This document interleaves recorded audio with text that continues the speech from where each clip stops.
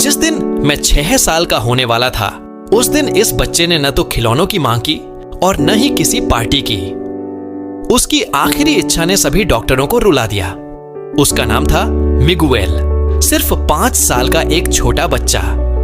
Michael का अर्थ होता है ईश्वर के समान कौन है, और शायद उसका नाम ही उसके मिशन का संकेत था जो उसे धरती पर पूरा करना था।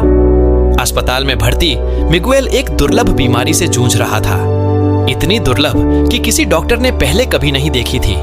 और मानो दर्द काफी ना हो, मिगुएल के माता पिता ने बीमारी का पता चलते ही उसे छोड़ दिया। अकेला बिना परिवार के छोटा सा मिगुएल अपने बिस्तर पर लेटा रहता, पर उसे सबसे ज्यादा खा रही थी बीमारी नहीं, बल्कि अपने माँ बाप की याद, जिन्होंने फिर कभी उसकी सुध तक नहीं ली। एक दिन उसने उस राजकुमारी से कहा जो हमेशा उसका ख्याल रखती थी, आंटी, मेरे पापा और मम्मी कब मिलने आएंगे? मुझे उनकी बहुत याद आती है। अगले महीने मैं 6 साल का हो जाऊंगा। काश वे यहां होते। राजकुमारी का दिल टूट गया था। सच तो वह जानती थी, लेकिन बताने की हिम्मत नहीं कर पाई। दर्द भरी मुस्कान के साथ उसने जवाब दिया, बेटा, वे कुछ समस्याएं सुलझा रहे हैं, लेकिन बहुत जल्द तुमसे मिलने आएंगे। मिगुएल ने विश्वास किया और उस मासूम मुस्कान से खिल उठा जो सिर्फ बच्चों के चेहरे पर होती है। लेकिन उसी रात डॉक्टर ने नर्स से धीमी आवाज में कहा, उसके पास 1 महीने से ज्यादा समय नहीं है।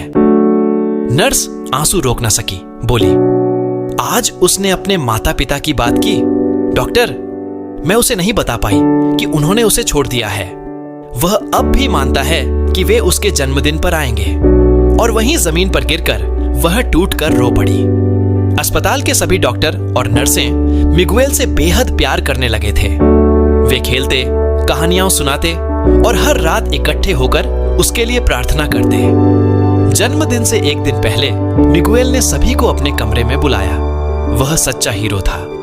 आंखों में आंसू और चेहरे पर अद्भुत शांति के साथ बोला, धन्यवाद, आप सब मेरे परिवार हो।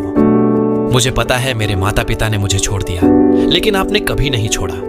मुझे पता है मैं मरने वाला हूं, पर यह मेरा अंत नहीं है, क्योंकि भगवान हमेशा मेरे साथ है। आपने जितनी भी प्रार्थनाएं की, भगवान ने सब सुनी है। कल मेरा जन्मदिन है, लेकिन मुझे कोई पार्टी नहीं चाहिए।